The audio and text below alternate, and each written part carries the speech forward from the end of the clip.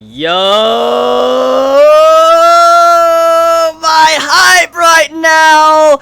Oh, Merlin has stepped onto the battlefield, or I guess you could say floated onto the battlefield. Merlin is here. It has been a while since she has had the focus in Taizai. As we know, the last time we saw Merlin was that her main body was petrified because of Gollum. We know for a fact, okay? Now she's back, apparently. And we don't know exactly how, but she is back. We need to get those details, which will eventually be revealed. But for now, though, Merlin is back. And this is interesting, because let's think about this. As we know, Escanor, this man, he's prideful as fuck. This man is powerful, okay? And he has a super crush on Merlin. He loves Merlin, okay? So there has to be a reason why this man really loves Merlin. Like, truly loves her. For the sin of pride that is so prideful to love Merlin. And it makes you think, like, how strong is she? What does she do that attracts Escanor so much? And she is now here. And this is going to be entertaining because, I mean, we haven't really seen Merlin have a very good, serious fight. I mean, we saw some examples of her fighting techniques and stuff with Gollum and stuff, but we've never really seen her fight like she's about to do against Dreyfus and then Grey Road. We haven't really seen it. And the way she's talking at the end of this chapter, she's like, you guys are going to be my guinea pigs. I'm like, yeah! Because, I mean, the way she's acting, it's so badass. So it makes this entire situation very exciting because you don't know exactly, you know, how it's going to end up. But let's talk about Merlin for a second, okay? So, right now, she is back, and she is able to freeze the demons without killing them, which counteracts against the commandment to where thou shalt not kill. So this means that Merlin can get around that commandment where she won't have her entire life sucked out of her and completely ended for, you know, making the commandment, or breaking the commandment. You have to where Merlin can actually avoid that and be completely fine. So Merlin's not necessarily killing the demon, she's just petrifying them for she could get around that commandment and then also attack the 10 commandments. So I like that little style that Merlin was talking about, and how Dreyfus was saying like it's a very strong magic, even though she said it was just a low-end magic or whatever, like it's just something very weak. Made me kind of chuckle a little bit. Speaking of chuckling, let's talk about Dreyfus, or slash Fraudrin. Fraudrin!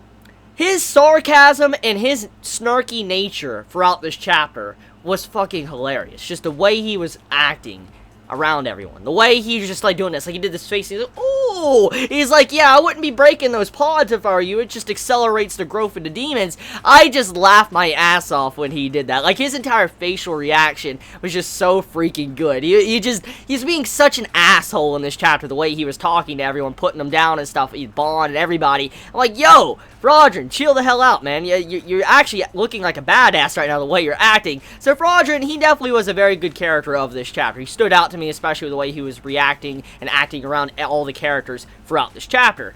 So let's talk about the main important subject here, Grey Road. So Grey Road, as we found out, is actually a female. Grey Road is, in fact, a female and has the commandment, thou shalt not kill. For instance, if you're to kill someone, your life ends. This raises a lot of questions, however, because as we know, Dreyfus, a while back, earlier on in this arc, he killed, or almost killed people. Here, he was implying that he was going to try to kill them, which that would mean that if he did kill them, shouldn't have the commandment affected Dreyfus and ended his life. That's what should have happened when he tried to kill these holy knights a while back. So, the question stands as this. Does Grey Road's commandment not affect Dreyfus? Because there's a lot of questions, and there's a lot of things we don't really know about all the commandments. We do know that commandments operate in weird ways. Like, we do know that, for instance, if you have, like, a commandment like Gollum, and you need to speak the truth, and you lie, it actually affected him. It made it to where he literally turned to stone. His own commandment worked against him. So we found out that commandments, for certain different 10 commandments, they actually can get harmed by their own commandment. We've even seen Scylla, she had her commandment affect her as well. But then you have it to where Grey Road's commandment, where it says, thou shalt not kill, apparently it doesn't work on Dreyfus or Fraudrin, which that is the weird part about all of this, because it makes you question, like, why the fuck does it not work? Like, if he was trying to kill someone or whatever, shouldn't it also harm them if they're trying to kill them or whatever? But then, on top of that, you have to wonder exactly what does this commandment necessarily mean when it comes to someone like Bon. As we know, Bon, he's immortal. He's the unkillable. The only way you can kill Bon is by literally ripping his soul out, eating his soul, which we saw Scylla try to do. And since Scylla's not around, it's not really that big of an issue. So Bon is kind of at that point right now where he's like the only one that could probably really fight and try to kill someone because it might not affect him since he's literally unkillable. He is a immortal.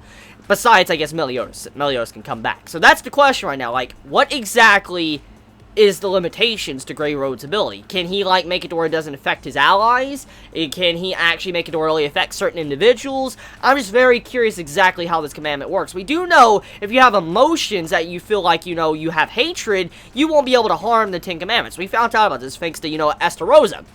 If you feel any hatred, but you can't attack. You literally can't fight at all. That is something found out. So if you have any, you know, bit of hatred in your mind, you completely became where you couldn't fight anymore. So we do know that commandments can work in a way to where, just depending on how you think, could change how you fight, or, you know, change the entire ball game. So we do know that maybe Grey Road's entire commandment, when it says "thou shalt not kill," maybe it implies to people that think they're actually killing something. Like, okay, let's put it in perspective.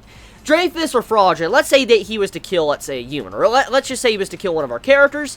If he was to think of the humans as a bug, or something that was insignificant, maybe that would not trigger the commandment, because the commandment would think that it only would work against something that you see as an equal, or something you see as a very strong being or something. Like, for instance, if Dreyfus was to kill, like, another demon, like if he was to fight Meliodas, maybe the commandment would affect him. But if he's fighting a regular human and he thinks it's just a regular insect or something beneath his feet, the commandment might not affect him. Maybe it's like a mental thing. Depending on how you view the situation and you look at it and, you know, how this commandment works, maybe if you have a certain mentality, it doesn't affect you. That could be working like that, because, I mean, we do know that, like, Estarossa's commandment, if you felt hatred, it fucked you over, and you literally couldn't, you know, fight back. So maybe Grey Road's commandment, "thou shalt not kill," works like that in a similar way. Maybe there's, like, a trick around it that Dreyfus/Fraudulent knows about.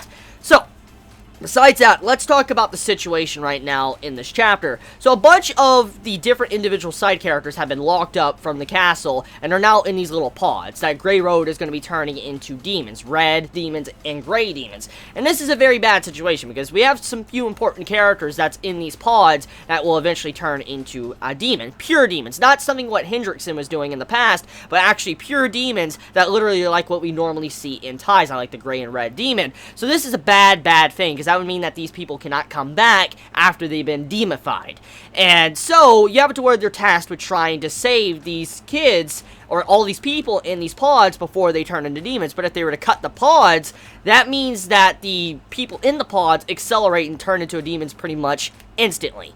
So they can't cut the pods. They cannot kill them once they turn into demons. If they do, it's called "thou shalt not kill," and then they die literally right then and there. So the only means, a way to fight this right now is either A, someone has to sacrifice themselves and kill the commandment down a Grey Road, or B, you're going to have the point to where you're going to have to figure out another trick, a way to save these kids, or save everybody else, without them turning into demons. Maybe Merlin's going to have to freeze them to where, you know, the process stops, and then they're going to have to figure something out and work around it for they can actually save everybody. Something like that might happen. But I feel like Bon is probably going to play a huge role in this fight, because he is immortal Bon. He's the undead Bon. I feel like he's going to be the key to victory in this fight. Merlin's probably going to be able to have the strength and the ability to powerhouse these two 10 Commandments, but I don't think she's going to be able to defeat them on her own, because that she can't kill none of them, and they could probably kill her. Maybe if, you know, there's a trick around, you know, the "thou shalt not kill." So Bon is probably going to have to play a huge role in this fight to help out Merlin. He's going to be like the frontline tank,